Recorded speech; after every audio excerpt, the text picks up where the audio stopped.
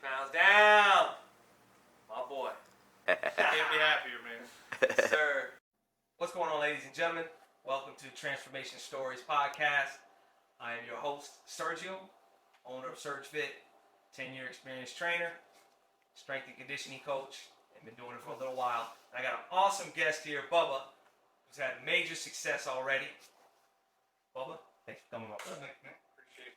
And the whole narrative of this podcast is for him to tell his story, tell his success story, and inspire others. That's why he is here. Bubba, if you don't mind, tell us a little bit about yourself. Yeah, so my name's Bubba Huther. I was 315 plus pounds. Didn't know what to do, where to go. But I was able to break all that down, and we'll get into that here in a little bit. But I work construction. I'm a part owner with my family, and pretty successful construction business. And they've been my support group for a long time. Awesome. And you know, I said I didn't really know they were my support group, but we'll, like I said, we'll get into all that here in a little while. But one big thing is, you know, I didn't know Sergio.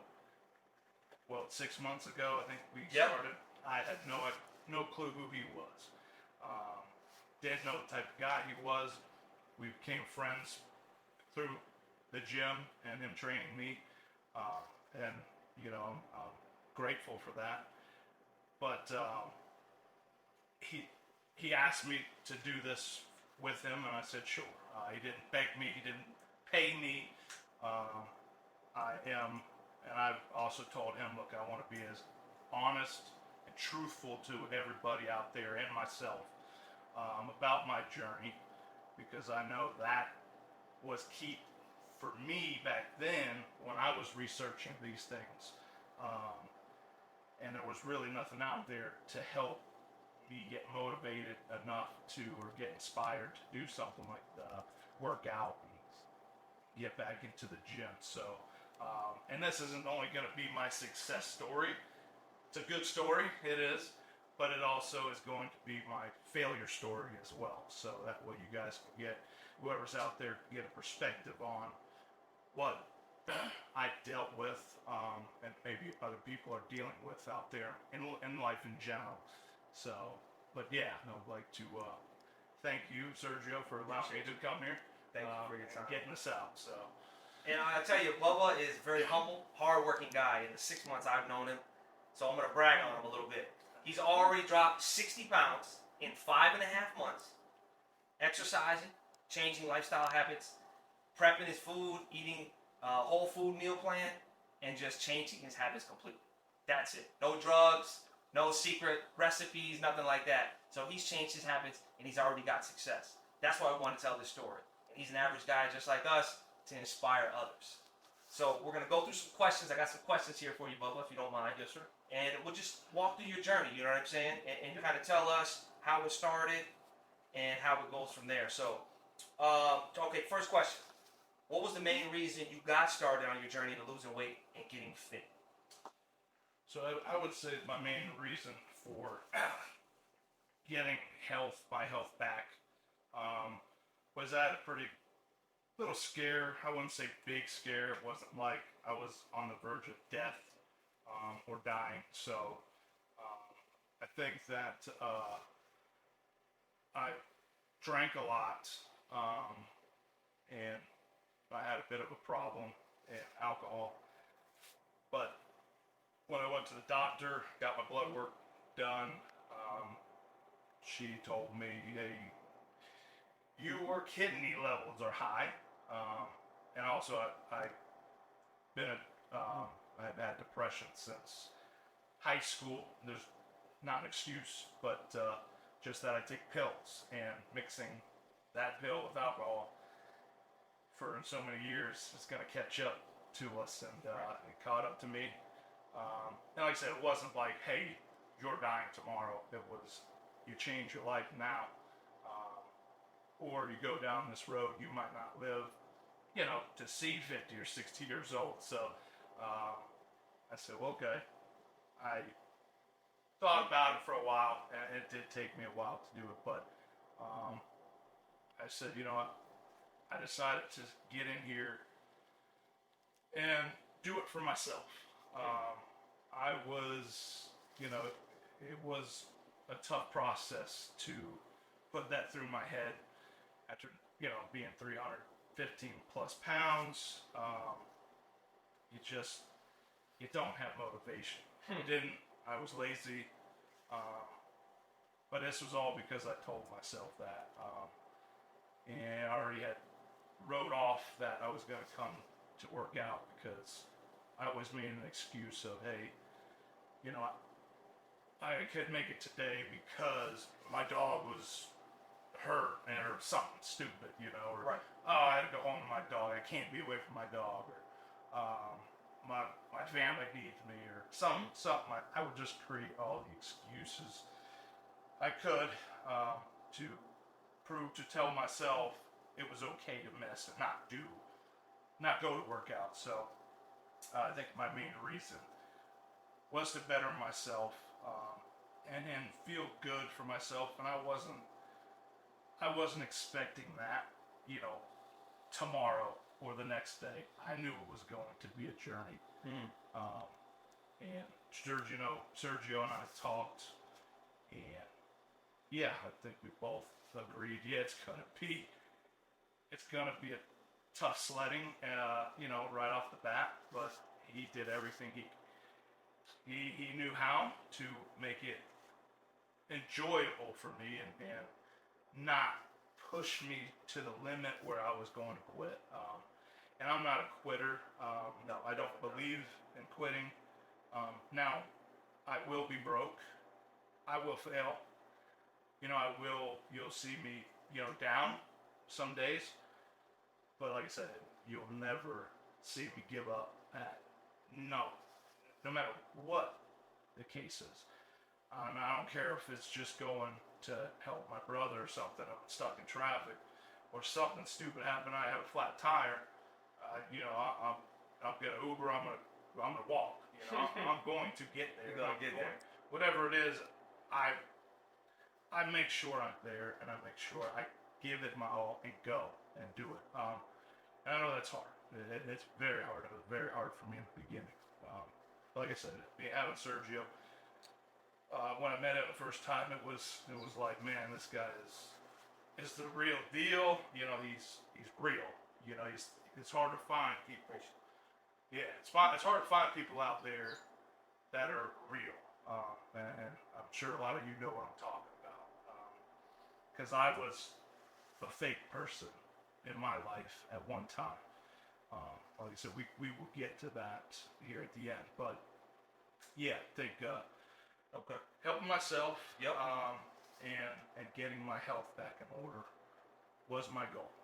Was the main reason. So, coming. well, okay. And then the second question: walk us through the steps of how the process was, because I've been doing this for so long, and clients be all jacked up. Then all of a sudden you talk to them, and then you don't hear them anymore, or I should say leads. You know, and then they just fizzle out. And I know there's this second guessing type of. You start to doubt yourself. We all do it. Yeah. So what were kind of like the steps of going to getting into that process? Yeah. So this process for me was very difficult, and this didn't happen overnight. I'm gonna be honest with you guys. I always will here on this podcast, because that's what I believe in. So I have a therapist that I talk to, and very good one, which I like him a lot. So he suggested a couple things for me, because I told him, you know, what I was dealing with on coming here, or coming to any gym, not just here, any gym, and what is in my head. You know, people are gonna laugh at me. Am I gonna be accepted? Because I am fat. I'm, you know, overweight. You know, are they gonna be helpful to me? Are they gonna push me to break to my limit? And all that just runs through your head and ran through my head. I would just make excuses after excuses why I shouldn't go and shouldn't pursue this. So we did a step process, it's called, and that what that does is he had me write down. So I told him some of my excuses. One big one was that the gyms are too far away from me, and getting there after work is a nightmare because of traffic, and because I have a dog at home that needs to be fed. So what he did, he said, okay, let's do this. Let's find ones that are close to you. I said, okay. Research, look them up. He goes, don't do any in-depth research. I want you to write down these gyms, about 5 gyms that are close to you. Okay, I can do this. And that was, my first week. We dealt with that, and then talked to him again. He laid it out, say, okay, now what we're going to do is we are going to go home, research these 5 gyms, and really research them. Like, go in, Google them, get on their websites, read their reviews, all that good stuff. Let's figure out which ones that you like, that sound your kind of style, and that they have the right people there, if I should say. So, but I did that. So I had the ones that I liked, and so I went in and he said, okay, let's cross 2 off the list. I said, okay, easy enough. Those 2, they were gone. So then he said, now these last 3, I want you to go home again. Take your time. Don't rush this process. Research them more. And I said, what do you mean? I did my research. I mean, I looked. He goes, no. He goes, I really want you to really dig in there. And to help you, I want you to make sure you write down their numbers. You write down who the contact is, who the trainer that you like out of their stories. You put that on there. I said, wow. I said, yeah, that's pretty in depth. So I didn't go that far on that first time, but this time I did. Read all their stories. This takes time, I know, but if you really want this is what it will take. Right. For me, not saying it will for everybody else, but the step process is great. So I did that. Got the numbers. Got the names. And then he said, okay. And he knew that there was going to be 2 left, that after doing all the stories, he knew there was going to be one that I just didn't really, not that I didn't like it, but knew it wasn't for me. So we crossed one off the list the next time. Then he said, perfect. He said, what I want you to do now is you got the 2 you are really happy with. So you go home, you spend a week or so, figure out what you want to say to them. If you had to, write it down, which I do. I like writing things down. I never did, but I do now. It helps just clear everything out. So I wrote down what I wanted to talk to, what I want, and then also what I want to hear, and what I didn't want to hear.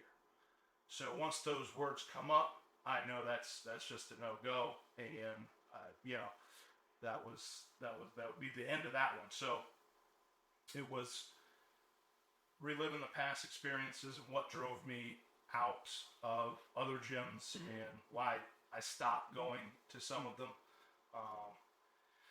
And a lot of it was excuses, but some of it was, there was times where it just either they pushed me a little too hard, and they didn't really care for what I was about, what I was telling them, and my physical abilities.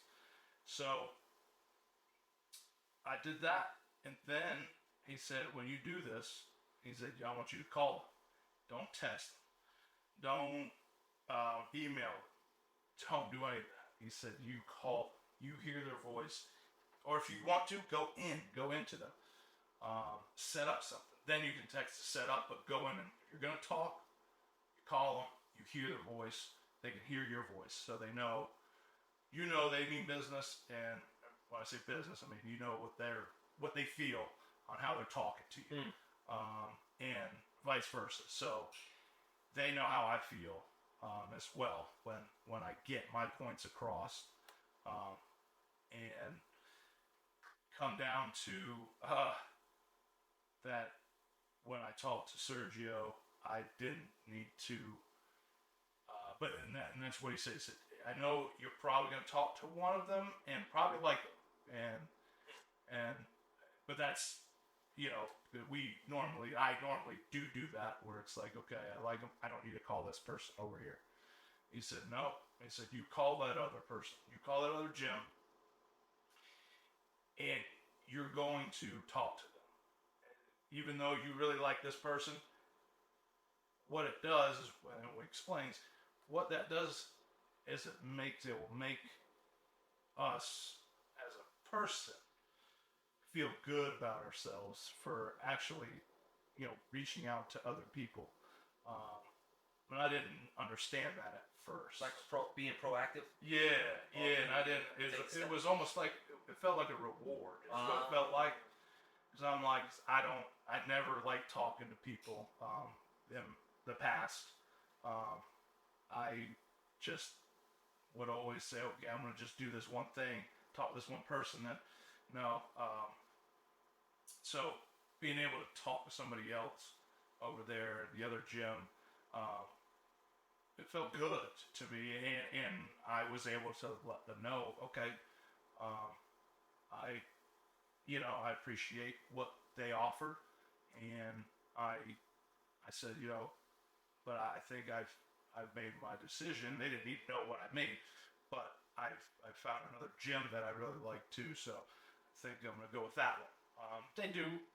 Will they get upset? Maybe, but they didn't. I thought to myself, God, they're gonna be pissed off at me. They're gonna get upset at me. Why did I even call in, right?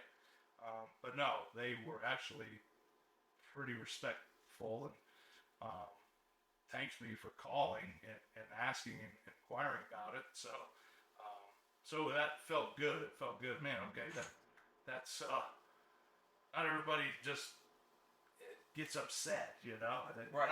It's not always what you think. That process right there,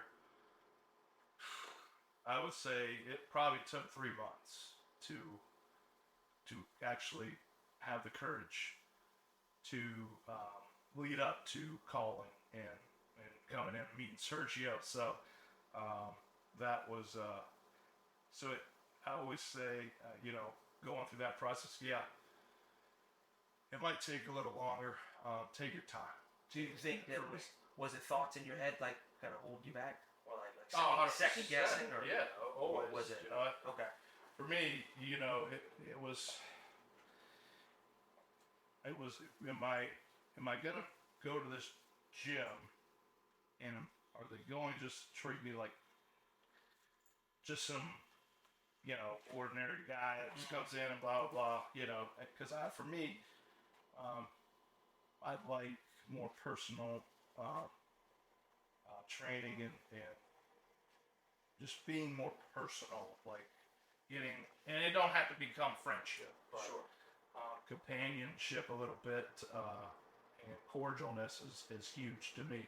So, I always thought, man, wherever I go, are they going to accept me for one, and help me, are they just gonna just throw me into the wolves here and just say, go, do this, and not really just listen to what you're saying, prior to your first session. And I said that I would have never found that out Sergio, I never called or talked. That, and I think that was one of the lessons too. There is, and for me, I am afraid to fail. I mean, that was a big thing for me growing up, and kind of still is. I'm learning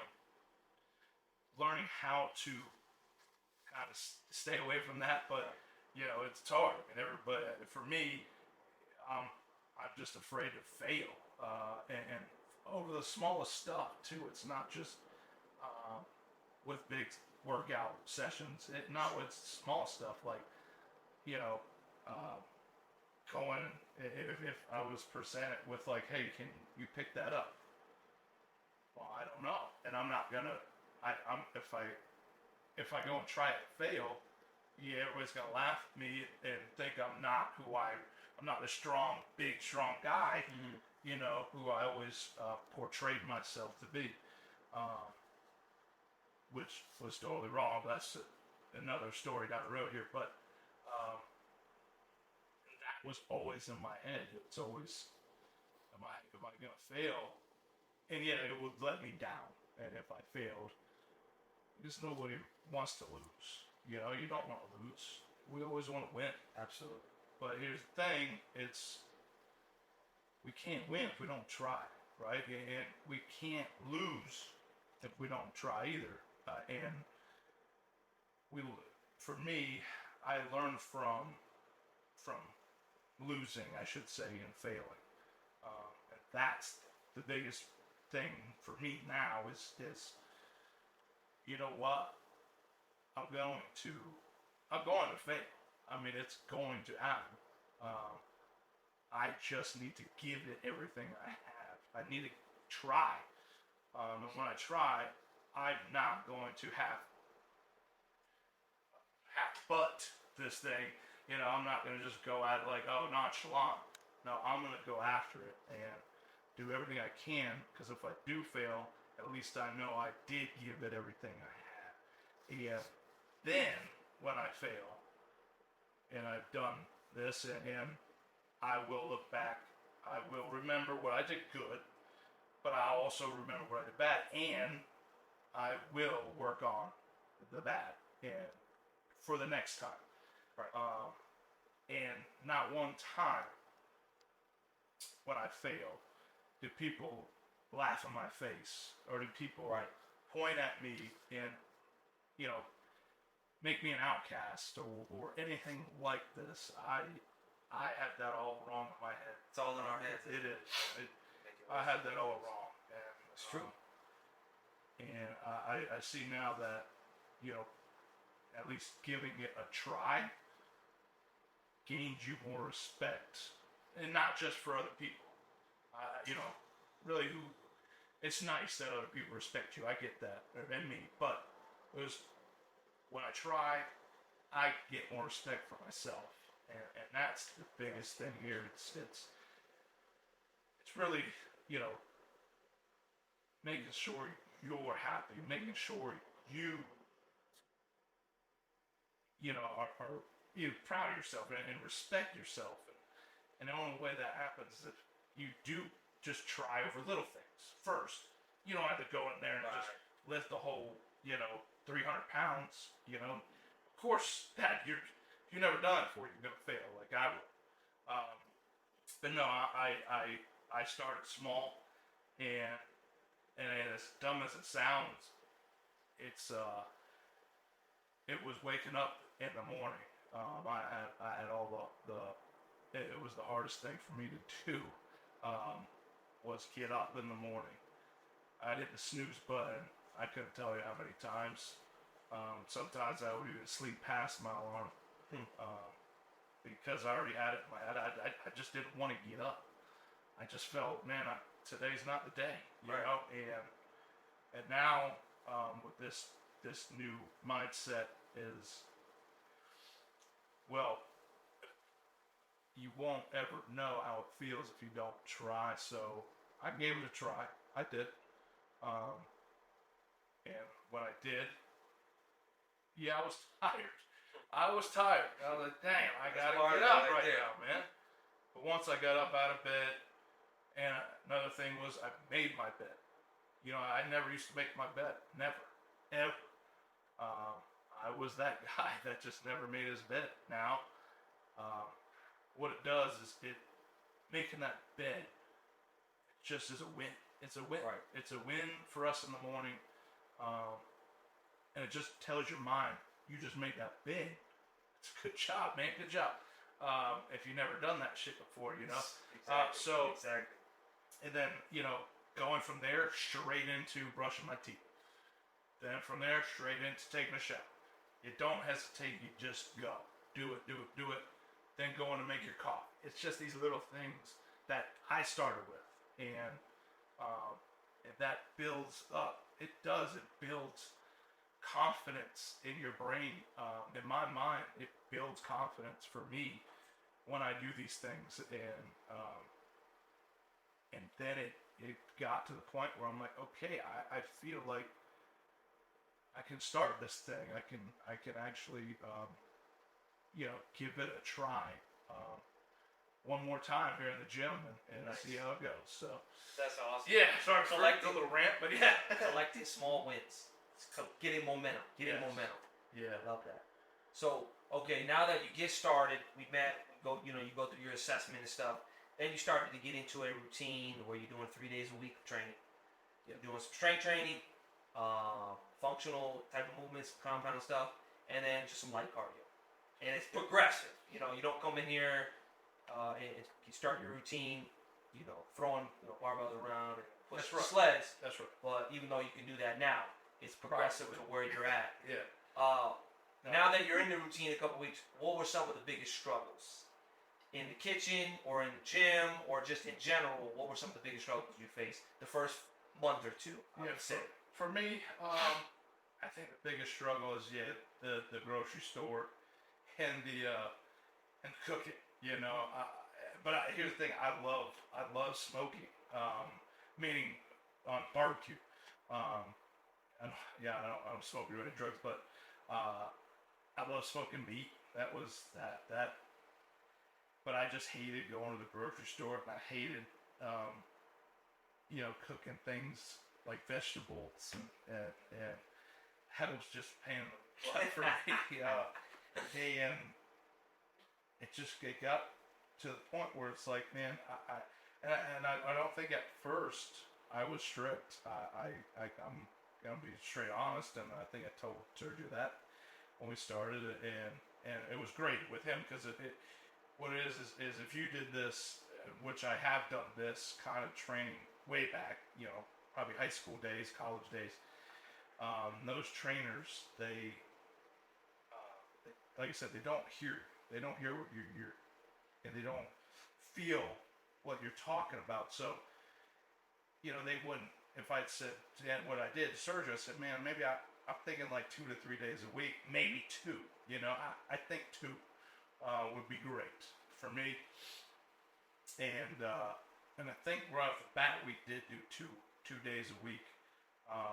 You're right. But then it was 30 minutes, which I was used to like an hour to an hour and a half. But these 30 minutes, you're doing things the whole time, doing some kind of lift or some kind of cardio, something. And once I saw that, I'm like, okay, so this, and I know. So that struggle in the beginning was is getting back in. So getting back into this thing is a struggle. It was. You're gonna be sore. I was sore because I didn't work my body out. I probably hadn't worked out before here for I would say 15 years. So. And you're an ex-college athlete. Yes. Baseball player. Yeah. So it was really demoralizing getting that big and letting myself go. But yeah, so and I think that also I knew what the struggle was going to be. It was just a matter of getting past it, and I think all that, and then run into people to talk to them, Right. back then, and it's a totally different story. It's if you run into me somewhere, I will talk to you. I never used to be a talker, but I do. I like to get it out there now, and I will tell you my story. Now, so since those are your struggles, so your struggles in the beginning were obviously grocery shopping and cooking, Yeah. and then soreness and stuff like that. Was there anything you did particular to get over those struggles, or? Well, I think just doing it. I mean, for me, it was a matter of doing it, because once I was there at the grocery store, I'm not going to leave, you know. Would I get a little anxiety and, nervous? Yeah, of course, I didn't want to run into somebody and then be disappointed in who I was, because I was disappointed in myself. Yeah. So getting there and Just show up. and I know you hear that a lot. Just show up, and I know it's because I didn't believe it at first either. I'm like, what do you mean just show up? It's like, what are you talking about? It just doesn't work that way. Actually, it honestly really does. But I did have to convince myself a lot in my head to go. It probably took a good hour or so to get myself motivated in my brain to say, okay, let's just go quickly and make it simple. We don't like, for me, like I said, I like, and this is what I'm saying. I make it simple. I make it to where I have what I know I need. And what I'll tell myself, if I don't get it at that time, don't go back. Just, hey, get in, get out, cook that food, do your thing. If you're missing something, we can always go back. I can always go back. It's not, Right.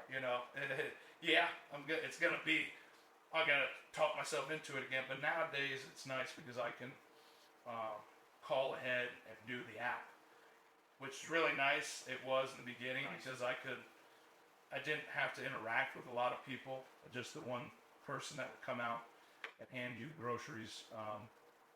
So it's really nice now. But I find myself now actually going into the stores and shopping myself, because I did a couple times run into a couple people that are friends of mine now, and I'm glad that I ran into them, and it's just nice. It's just nice to see the guys and the people that I've before that knew my struggle and see me now. It feels good to share with them as well. But not only that, I mean, it's just, for me, it feels good to actually go in, and actually feel like I'm doing something, or actually, picking out my own fruit, my own, and back then it was, man, I don't want to do that, Yeah. That's just, That's awesome. God, it's going to take forever. It's just a pain in the butt. I don't even know what I'm supposed to buy, Mm-hmm. But I said after that first week of buying, it's like, I'm in and I'm out, it's just not, I'm fast, I'm in there, I'm out of there. And Habits that you create. yeah, so it's not, and it's not like I want to, it's just that I know where everything's at now. I know, then, so I really don't have to talk to anybody now, which I actually want to. So it's crazy, when you don't want people to talk to you, they come talk to you. When you want to talk to people, they won't come talk to you. Sure. And that I firsthand right here, that's how I've seen that, which is good though. But yeah, that I think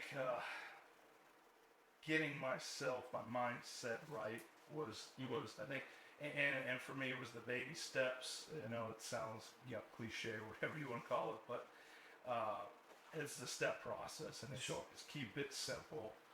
You have to write it down, which I do. I love writing it down.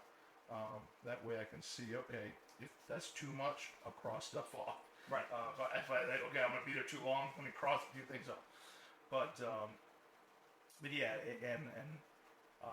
when I said one big process example I can in this that I've done that really explains it well for me, hopefully for other people too. But so it was somebody told me, said, "Why don't you try this?" I had a paper, write down a list. Just say, I said I wanted to. Before I went surgery, I said I want to walk. I want to be more active, get outside with the dog, because I was lazy. I stayed inside a lot after work. And they said, okay. I said, perfect, we'll start there. So I said, what's the first step? I said, well, whoa, it's getting my clothes on and going outside. They said, no. I said, let's stop. I said, you're going too far. I said, what's the first step? So I said, the first step is putting my stuff on to go walk, getting out of my jeans. I said, okay. I said, 1 week, right 1 week next to that, do that for 1 week. I said, okay, sure. I'll do that for 1 week. Easy enough. So I said, every day you get home after work, change. Get your clothes on. I said, okay, don't do anything else. Second week, they said, next step. I said, well, it's walking to my front door. I'm walking down my driveway to get to the road. I said, okay, that's enough. We walk to the fence where I'm at. We walk there. So, repeat the first process 1 week. Go to that. The second week, we're going to add in just walking down to the driveway, to the gate. I said, okay, and they said, if you miss a day doing that, start over. So what it's doing is, I would have to start over. So I would start over, and I got to the point where, oh man, it was second nature to put on my walking clothes and my walking shoes. And then it was like, since you already had your stuff on, well, okay, I'm already ready to go. Let's go. And then finally, I just started going. But that didn't last very long. But at least I got there, and I did do that. So, and it was that step process where it's teaching your brain that you can do this, and it's repetition. So it's just kind of letting your mind know, hey, we're going to do this. Right. So get ready, and then teaching it to accept it, and then once it has accepted it like it did. Once I accepted the fact that I had my clothes on, it was like, oh man, I'm ready to go. I'm gonna go. Let's go. And so that was good. So that was, the step process for me is huge, and I use it with everything. And there's no rush. I don't. Right. No pressure. For me, I can't rush. If I rush, it's just, I know it's not right, and I know I'm going to more than likely fail and probably drive back home. Back then, it's all about taking your time in this process and allowing yourself to understand the process. Really, that's the biggest thing, and it's not as evil as we think it is. How I thought it was. It isn't that evil. People weren't staring at me and laughing at me when I went into the grocery store. They didn't. It's all in your head. It really is. And I know it's hard to believe right now, and because I wouldn't have believed this if you told me this 6 months ago. I would have not believed you one bit. I'm like, yeah, you're full of crap, yeah, okay. So, but I'm glad I was able to experience it myself, because I was that one person that, man, you're good at getting me out of bed or out of my house. Wow. It was rough. That's the pressure. We're gonna dive into that. Yeah, we'll dive into Okay, so we got the struggles when you first started. Then some of the things how you got through the struggles, the step programs also. Up until now, you're retraining habits. Yeah. It's habit formation. Similar to what you do in a program, a training program to meet your goals. Now you're exercising. How did exercise help change your mindset? for the positive? Do you feel like doing exercises and stuff, feel better about yourself, or in any terms of like that? Yeah, I mean, I would say at first it does a little bit. You know, it doesn't completely give you all those feelings of, man, I did just awesome today. Because we know, I knew that I was giving it my all, but it wasn't my all. I mean, because I know what I can do, what I'm capable of. So yeah, I think working out more and more and more. So each day, you know, in the beginning, like you said, it's hard, you know, and it's you got to motivate your mind and yourself, and that's hard to do. One of the hardest things I've had to do and had to kind of understand. But every day, coming in and work every other day, I should say, Monday, Wednesday, Friday. You know, after each session, every other day, things just got easier a little bit. I wouldn't say, oh man, I could, you know, lift 100 pounds, curl 100 pounds, or anything like that. No. I just noticed something slight.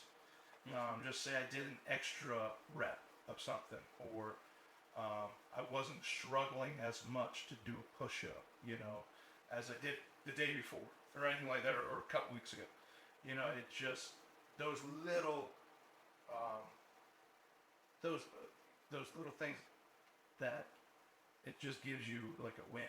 You know, you just then it just builds up, and then you start realizing, man, you know, I look at how far I've come, and look, you know, I think in the beginning, I could only do like 4 push-ups, maybe. Yep. First and and now, you know, I can pump about 30 to 40. Yep. And not that I'm bragging or anything. It was a struggle in the beginning. It was tough. It was hard on my brain and my mind. It was, man, it did suck at first. But I said, the next workout I did, when we did something, I was like, okay. And everything is, we kind of do fairly new, what do you call it, styles or new exercises. You know, they're fairly new to me every time we do something. So there's times where, yes, we'll do more push-ups and stuff, but just the other exercises, you see, man, I can last just a little longer, you know, or I can do the rower and not get as winded as I did that first day. So, and feeling that is, I can't explain that feeling. It's just, man, it just feels so good for myself. And it's just a feeling that I don't want to give up. And you chase it, right? So that's kind of what it is now. Is I'm chasing that feeling, and not a big feeling, just a little one. You know, just that little extra push-up, one extra push-up, and it will. You will. I was so proud of myself. Like, holy shit, I did one more push-up, man. I said, dang, I know it wasn't a lot, I know, but look it, we did it. Yeah, you did an extra one, kind of thing. So, that is just, yeah, it just feels so good. Yeah. When that happens. Yeah, it might take other people. I think at some exercises, it doesn't happen right away for me. Yeah. And that's the sit-up machine. It took a little while for me to get a couple extra out of that one. So, and cardio wasn't my strong suit either. So, you know, I knew with the rower, I'm like, oh man, this is my nightmare, right? But but I wasn't going. I'm going to try it. I'm going to try it, and like, you know, Sergio here, it's like, go as far as you can. And that was, so, but don't think of it that way. And that was the biggest thing. So I think in the beginning, I did think it like that. I said, oh man, okay, I can actually stop if I didn't, if I don't really feel like I want to go the extra distance, and that's where you have to, tell your mind, hey, let's go the extra, whatever, meter, 2 meters, whatever it is, something small. Let's just push for that. Right.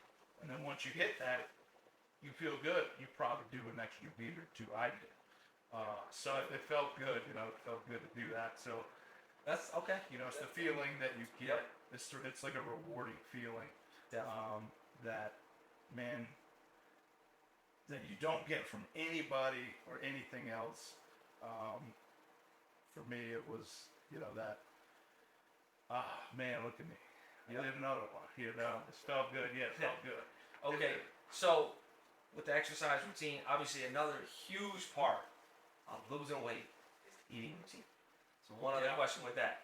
Now, just some background, what we did with Bubba, what I do with a lot of clients is first get them on a whole food or a paleo style of eating plan where you're eating quality organic proteins, fruits, vegetables, nuts, seeds, keeping it simple. All right, cutting out all the preservatives, cutting out all the artificial foods, the fast foods, and just letting your body eat natural foods from the earth. Okay. Now getting onto that type of routine, and obviously drinking a lot of water, cutting down sodas, alcohol, stuff like that, which a lot of that stuff you did on your own. Getting into that type of eating plan, did you ever feel like you were starving? The reason I ask this is because people think that they have to jump on diets, yo-yo diets with weight. Yeah. So what was your experience getting into like a meal plan like that made for you? Well, yeah. So when we talked about it, I was up for it. I was open. Look, before this, my eating habits, McDonald's, Wendy's, it was easy, right? Whatever was drive-through, I didn't have to go in, see anybody. I didn't, have to sit there, order, and get my food. So the easiest thing, was to order a Wendy's or a McDonald's, something like that. Wait at home, let the app tell you it's ready, and come get it. Yeah, I have to say thank you to the lady or the man, but it was in and out. So at first you think, man, this is going to suck, and I did. When I saw what I was going to eat, and I've eaten this stuff before. I have, but religiously, not as hard. But this was a choice that I had to make, and that I did make. That I had to make it to where I felt, not as bored, but yet not too restricting, right? So my thing was, if I ate like this, like we were talking about, 7 days a week, I quit. I say quit, but I'd give it up. I would probably eat a little bit, but it would get so boring, and it would make it to the point where it just wouldn't be fun anymore for me. So what I did, and when I told Sergio that I'm going to be strict for 5 days out of the week, and on the weekend I'm just going to do what I want to do.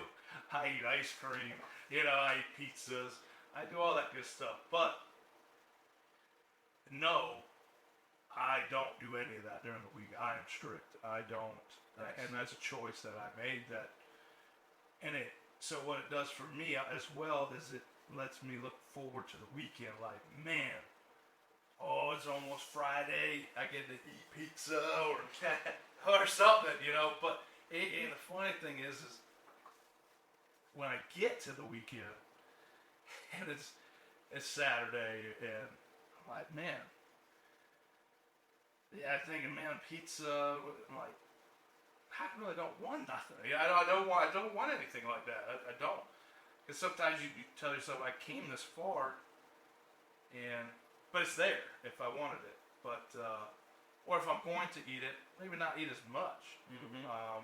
But that does happen over time, and in the beginning, like I said, it's tough. Cooking your own food, preparing your meals for the week, if you do that. So I do that. I prepare my meals on Sunday or even Monday afternoon. I'll cook my meal for Monday, my meals, and then throughout the rest of the week. So it just makes it easier. But yeah, that was the hard part. It was like I didn't know the portions. I didn't know what it was gonna look like. I didn't know what it was gonna taste like, to be honest with you. Because I like food, I love it, and I love spices, all that good stuff.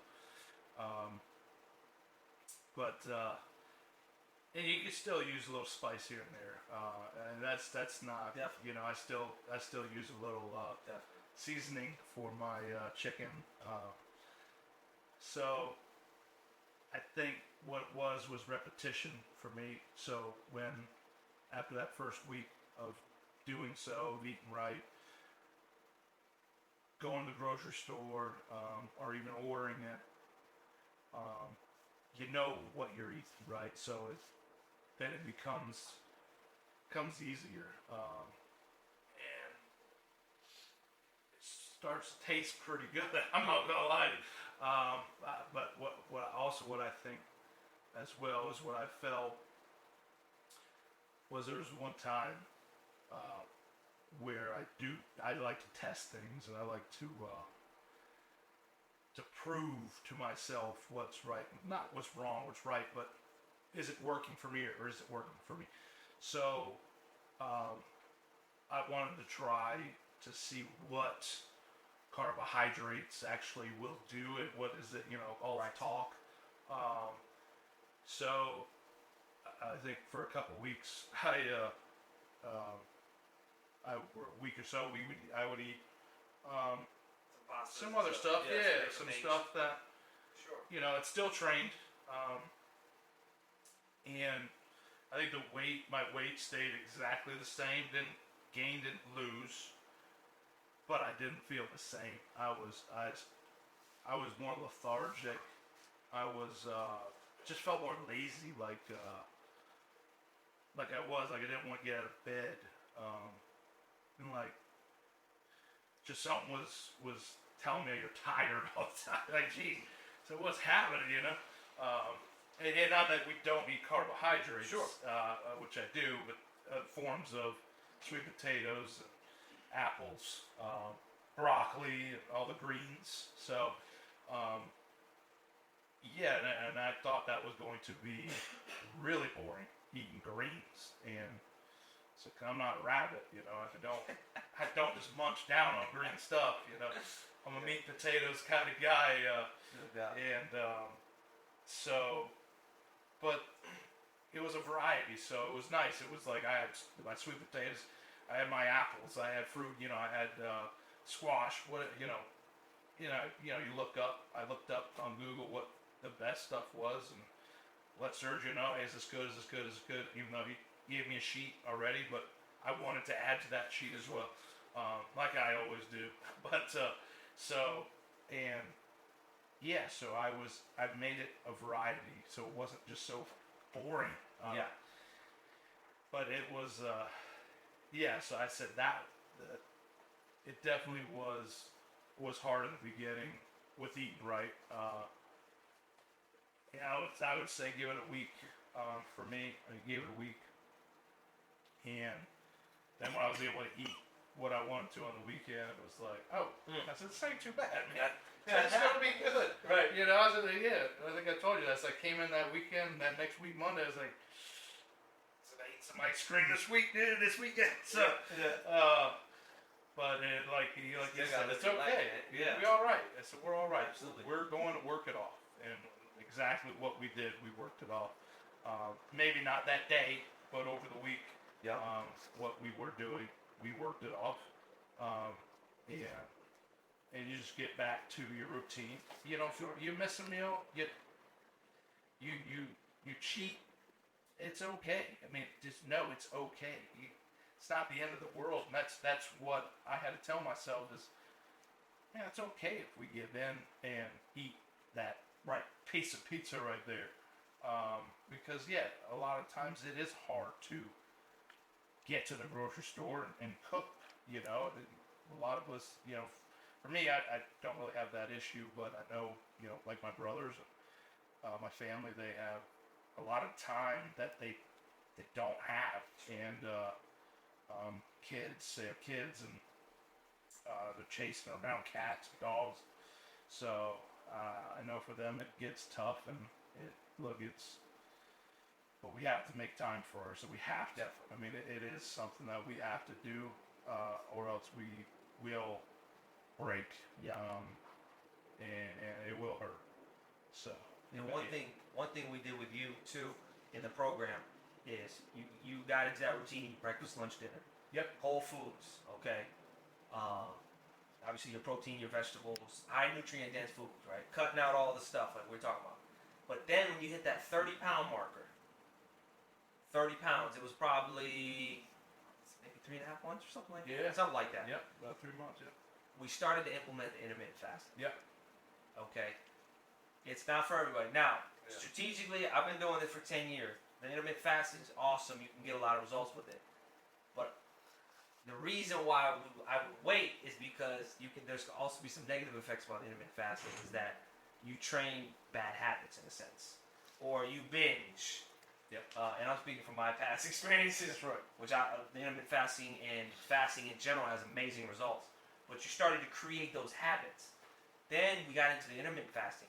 And you started to get some really good results. And it actually sped up the process. Yeah.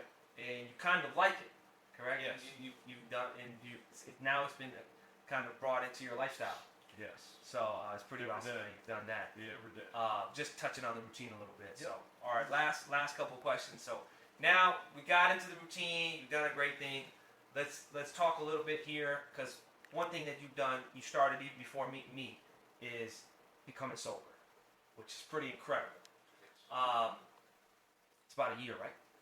Year April 15th. Wow. Okay, so year April 15th. Excellent. Yeah. Great job. 11 months. Yep. Without. So a year and how long has it been? I'm sorry. It's 11 months now. 11 months. Okay. A year next month. A year next month. So okay. With that being said, which is an awesome accomplishment, tell us a little bit. I know we can be here for 10 hours because that's a journey in itself. Yeah. Tell us a little bit about the struggles in the beginning, how bad it could have gotten, and how amazing you're feeling now.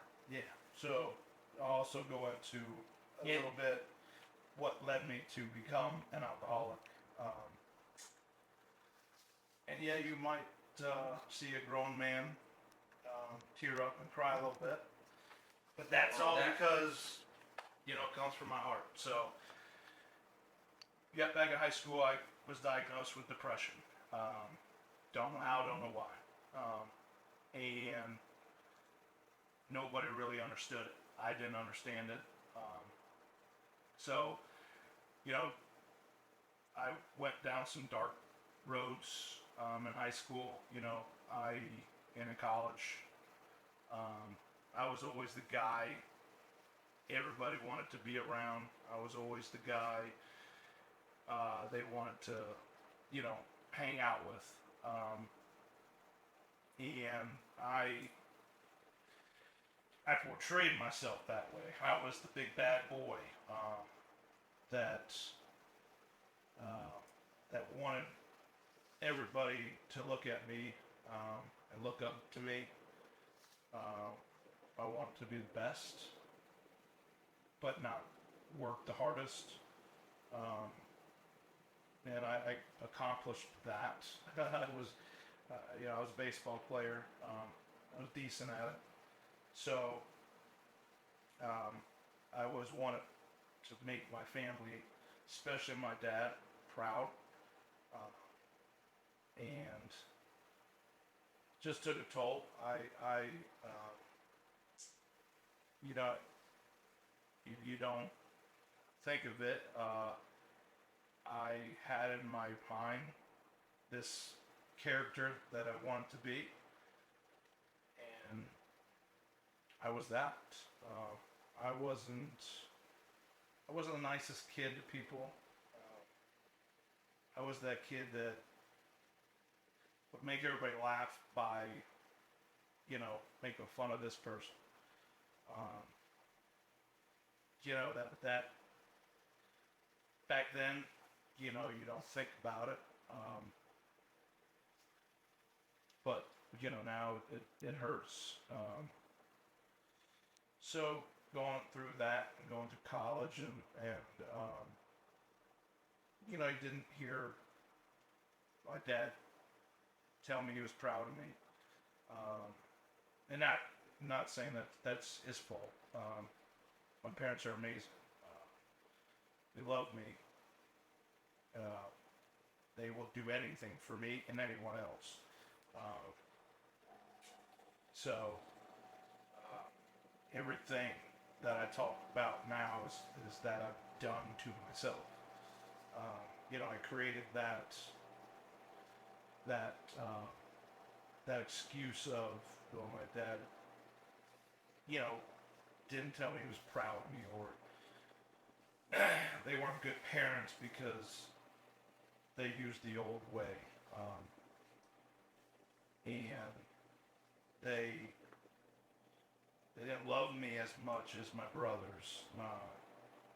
And that's the other thing as well, is I got two brothers that I love dearly, and they love me.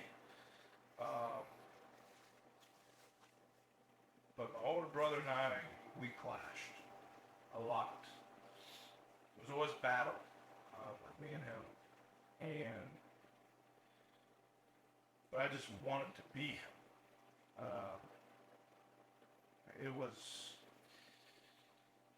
He was so dang good at baseball, and yeah, I wanted to be him. Well, I did. Because I saw the way people looked at him and respected him, and the talent he had was amazing. So I tried everything I could to make him proud as well.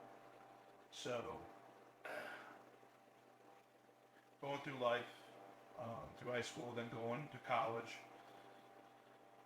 I started having feelings again of anxiety, nervousness, jitters, anything, tremors, whatever you want to call that. I couldn't tell you how many times I thought I was dying, just because I was breathing heavy.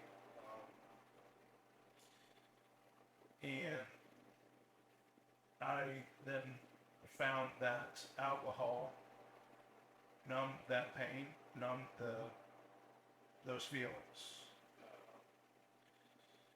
But I didn't really get crazy into it. I just knew it was there if I needed the help.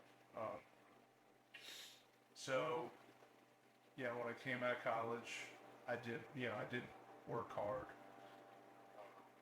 And I was still pretty good, but I let myself down because I knew I didn't work as hard as I should have, and but still, that didn't bother me any. I was more concerned about people accepting me and me being, the funny guy, the cool guy, being the star of the show, I guess you want to call it, if you would. But I was more focused on what people thought about me. And if they were going to accept me, then focus on, who I really was and what I was really doing. So, and my parents tried to tell me that from day one, just didn't hit home, didn't ring a bell. I said, no, I'm gonna be who I'm gonna be. And I thought that was who I wanted to be. So, still, to that day, never heard, I'm proud of you or anything like that from my dad. So, and that didn't really bother me all that much. I mean, I guess a little bit, right? So, but my mom would always tell me, she loved me and she's proud of me. And I adore her. She's awesome. So, I came out of college, went to work with the family. My dad, he was pretty hard on us, on myself and my brothers coming out of college. Thank goodness he was. But I started then, now that I was on my own, I started introducing alcohol into it. And before I know it, it kind of took over. It kind of just took over what it was my first thought before anything else. So, and I always thought, I was always different than everybody else because I had depression. And if anybody found out, they would outcast me and I would never have friends again. So that was a very scary thought.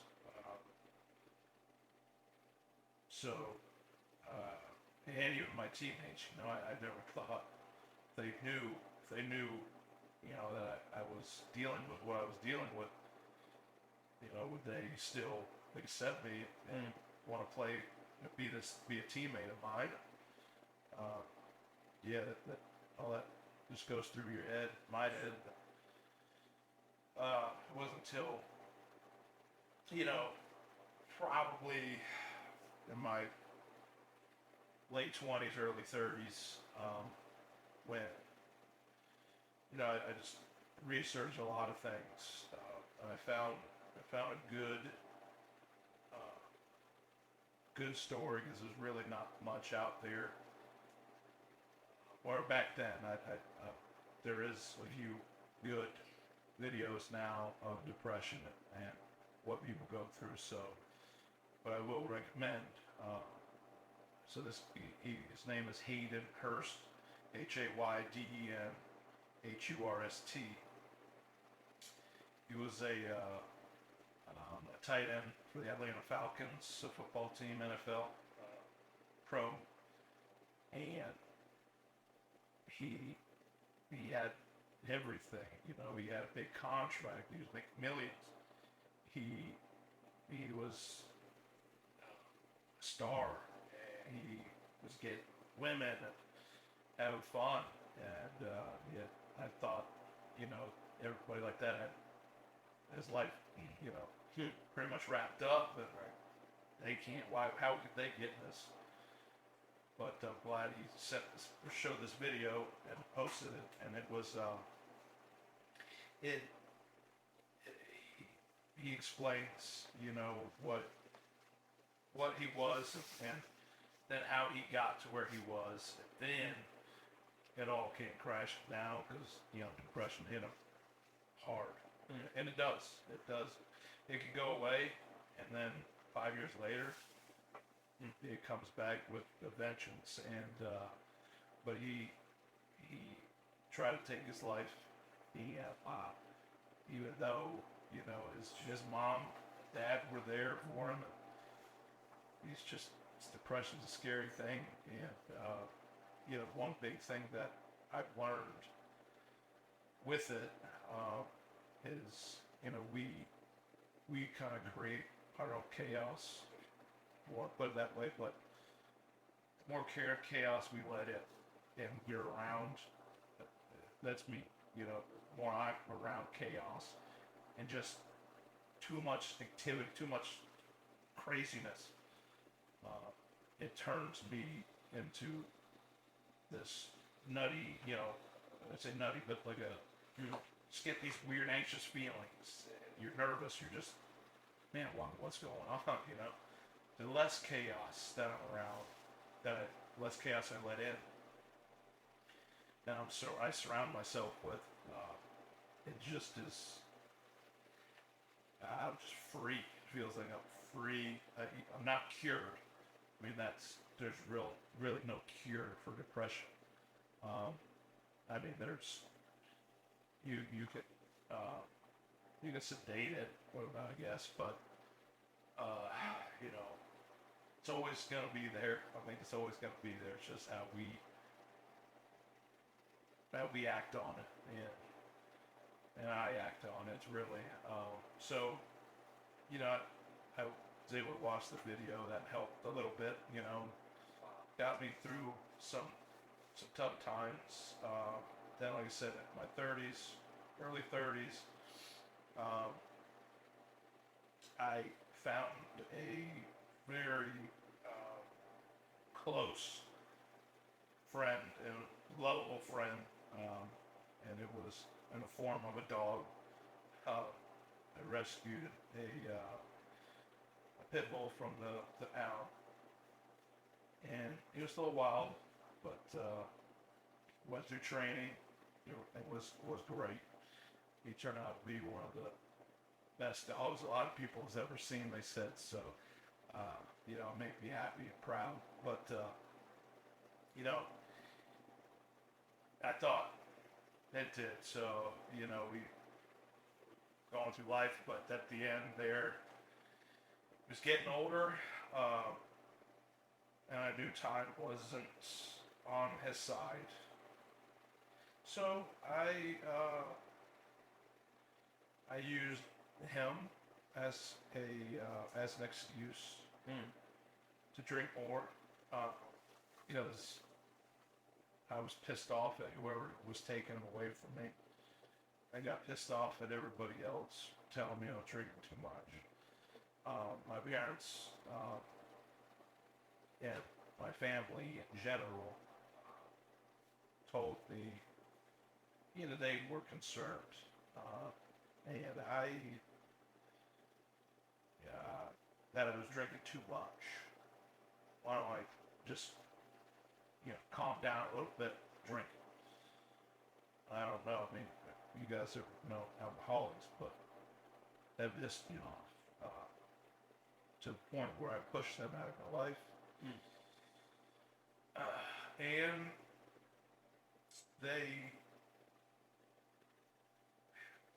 they were still there for me, but they accepted that. I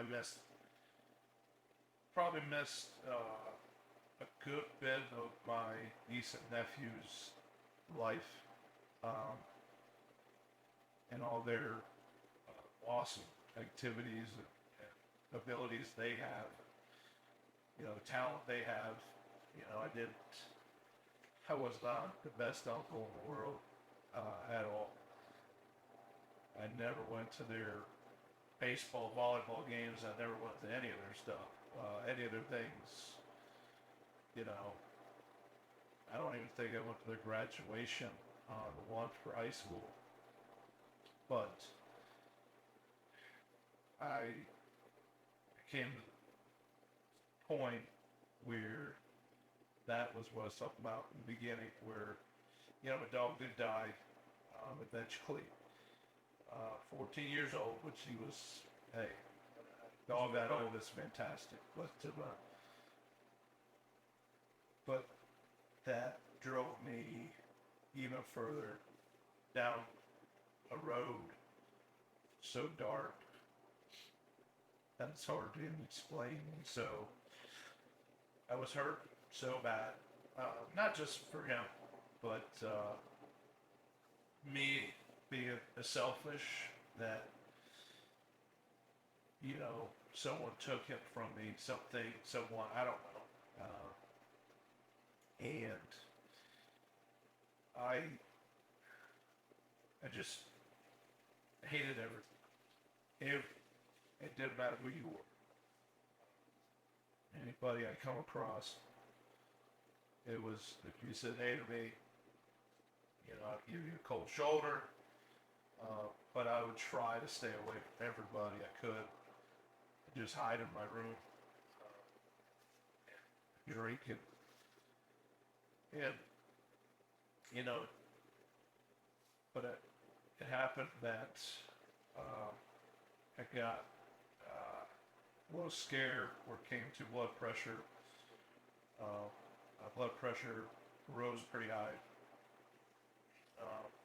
and I got some help. But they did blood work and everything. So they said, well, the doctors, like I said before, you have kidney levels are high. You go down this road that you're going, it won't be, it might be 10 years or so, give or take, before, we have to really consider, the problem. So I didn't listen. Didn't faze me. So that, whatever, I'll, and say to my parents, I'll show them, they can tell me I'm not going to drink, I'm going to do this for them. I'm going to drink more because of that. And then is when I met my therapist. I had a friend suggest to talk to this guy. Said, yeah, whatever. Said, what can hurt, right? So, thank God for him. He's told me he was going to be honest with me. I said, you're fine. That's fine. I'll be honest with you. And he said, as long as you're truthful and honest, we'll be good to go. So that's right. That's the same with you, So, I know not everybody has the luxury of talking to a therapist, but at least to somebody. But I knew right away, he looked me dead in the eyes after we talking about how much I drank, and I was excited to share that information because I thought I was a man for drinking this much. And then he stopped me halfway through and said, I'm going to tell you something. I said, okay. He said, you're an alcoholic. And that's why I looked at him. I said, what did you just say to me? He said, you heard me right. You are an alcoholic. I said, no, I'm not. Because you don't think so. I said, no, I don't. Wow. I denied it. But what he did was amazing. He said, that's fine. So there's a lot of people that do deny it. That's what us alcoholics do. I said, us. I said, yeah. He said, I've been down that road and I've been through recovery. Wow. I said, okay. And he said, well, just do me one favor. Listen to what I have to say. Then just don't interrupt me when I'm going to talk here. Tell you a story, my story. Wow. And try to relate to as much as you can. And he told me his story. Lasted about 20 minutes. It was a good long story. And I kind of felt bad for the guy, to be honest with you. And that from that moment on, something just clicked. I said, oh, cow. And he said, are you finished? And he looked at me and said, so? What do you think? Can you relate? I said, man, I relate to everything you just said. Maybe not the drugs part, but definitely the alcohol part and all the feelings that go behind it. That you're pissed off at everybody. You just want to drink because of them, or you always come up with an excuse. And I was always so anxious, and I always said, I didn't want to see people because, And now I know why. It's because I didn't want to go out because I didn't know if I was going to have enough alcohol or where the alcohol was going to be. I didn't know if there was going to be alcohol there. Then I started getting to the point where I thought about it. I was at the end when my brother said, "Hey, let's go out," I would be like, "Okay."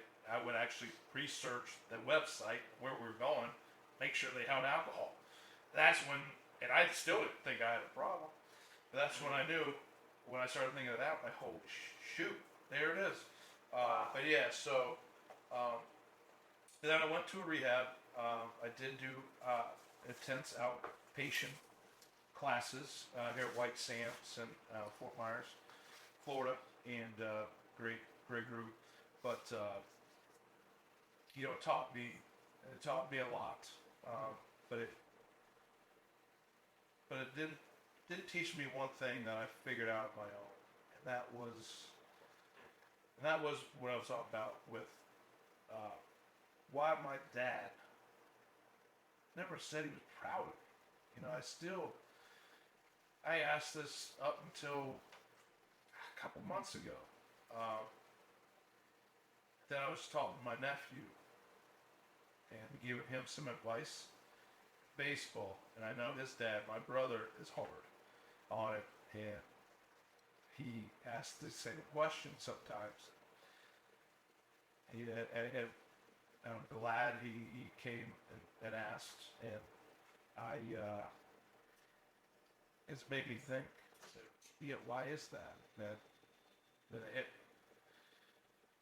So all this time, I spent creating this fake person, this fake me, just to get an approval from my dad, just to get an approval from everybody else.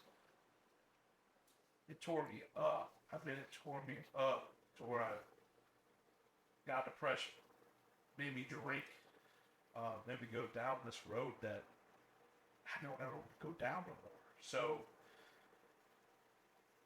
I did some thinking that day. I found out that my dad was always proud of me, but he never said it because I was never proud of myself, man. I knew I didn't work hard. I knew it. I knew I didn't practice hard. I knew I didn't study hard. And he knew it. I thought I was hiding it from him. And I was just a liar. I lied to him the whole time. And everybody else. That wasn't me. I wasn't myself. I was a fake. I lied. And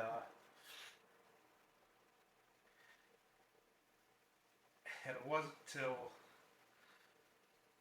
I would say, probably beginning of last year, it was, now I'd say about mid-June, July, we went and watched my nephew play, and I was challenged to do something that scared the little crap out of me. And that was to show my vulnerability side and give my dad a hug and tell him that I loved him and that I appreciate everything they do for me. I've never told him that, ever. And so I did it that night after the ball game. And sure enough, and that's what the guy that challenged me to do this told me I was going to find the answer I was searching for all life. I didn't know what the hell he's talking about. I didn't. So I just said, you know what? It's a family thing. And I know how close we are as family. And they could have easily ripped me off. And because of the road I went down it, and when I pushed all of them away, they didn't. They stuck behind me. I can't love them more. I can't be more appreciative of them helping me through this challenge. But yeah, so I did grab him, gave him a hug, and told him I loved him, and that I appreciate everything he's done and he's doing for me in this fight. And he said, you know what? He said, Bubba, I'm proud of you, man. I said, damn.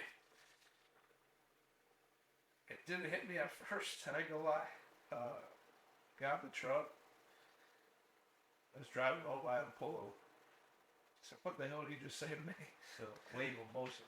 And it just came out, man. It felt so good. But it was because I know who I am now. I am who I am. I'm a big heart. I wear my heart on my sleeve. You know, I'm a nice guy, but with boundaries. You know, I have,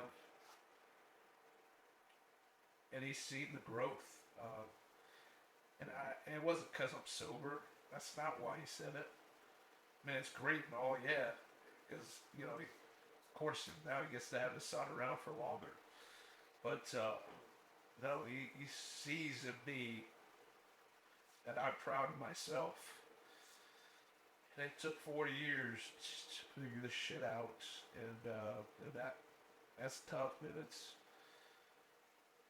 and I know we all go through fights. We all have battles that we deal with every day. I said I still do. I mean, I'm not perfect. I don't have all the answers. I wish I did. I just know what I've been through. The road I've been through, I know how it feels. I know how it feels to be on that road. And I know how it feels to get off that road and go down a different path. And, you know, I want to do as much as I can to help people like that. That's dealing with this. So, you know, I hope someone, if anybody needs to reach out, I'm always here. We can put down the description or something. So we can put my number down there or my email. Please, you know, anybody struggling, anybody needs, at least talk to somebody. I don't care if it's me. If it's me, reach out to me, email me. I will get back to you. Because I know how it feels. It's not fun. And you're not alone in this fight. You're not. I thought I was. But listening to the people in my class was so good. It felt so good because alone, and I wasn't. And, right. And that means the world. It just takes everything off your back. And you know you have support that, even if you don't have a family, even if you don't have a friend or a dog or something, dog can't really tell you, but this group that it's called Friends of Bill. If you've been through the rehab process or the classes, we're here for you. We always will be. They were always there for me. But I don't want it to just be there. I want there for whoever needs it out there. Whoever's watching. And if you need help, you need to talk to somebody just to get it out. I mean, you can talk to me, you can email, like I said, but at least if you don't want to do that, write it out. I mean, that's helped me a lot too. They told me if you don't want to talk to somebody, write down your feelings and emotions. Write them down on a paper. That way you get it out of your brain and your body. And it's true. Because I didn't think I'd ever get rid of these feelings. And they're not all totally gone. Don't get me wrong. I still have days where, like last week, I still have days where it hits me. And yeah, we're going to have bad days. Not every day is going to be perfect, you know. But I actually was able, I would never told nobody before. But I came and told Sergio today's been a rough day for me. So I'm going to give it my all, but I might not, you know, I might not be 100% with you. So, and then I talked to my mom, which was great, you know, and a friend that I met here, I talked to her as well. that's kind of been through the same kind of road that I've been down. So being able to talk to the people is nice. But then before all this, I would write it down because I didn't really want to talk to my family back then. You know, it was scary, but I do now. I do now because they've been so supportive of this thing. They love me dearly. I love them dearly, and I would do anything for them. Nice. Hell yeah, there's always a saying that I seen was, you know, you can, what was it? You can mess with me all you want. You mess around and find out kind of thing. But you mess with my family, they won't find yours or you ever again. No, I don't want to go that extreme. But that's right? So yeah, so you know, I love my family so much, and I didn't really understand that or know that until going down this road. Which to them I'm sorry, you know, and I've told them I'm sorry for all the pain that I put them through and all this crap. You know, I put them through a lot, and they know that. And I can't say sorry enough to them. But showing this side of me, you know, is enough sorry for them. You know, they're so proud.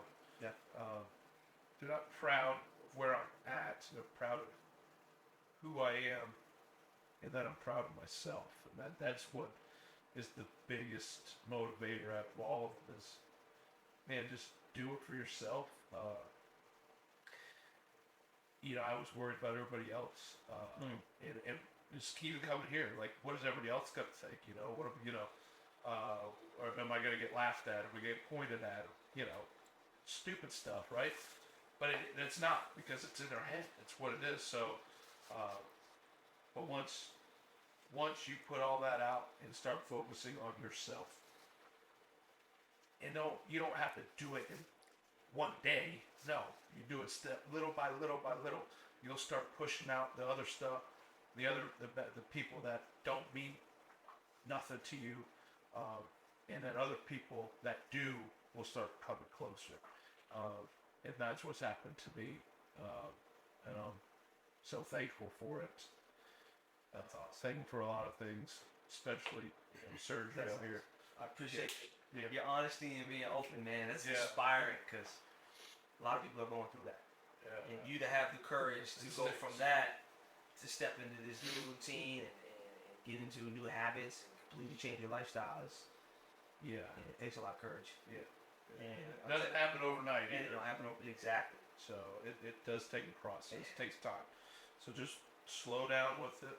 Work at what you can do. Like I said, if you need to reach out to me, please, somebody.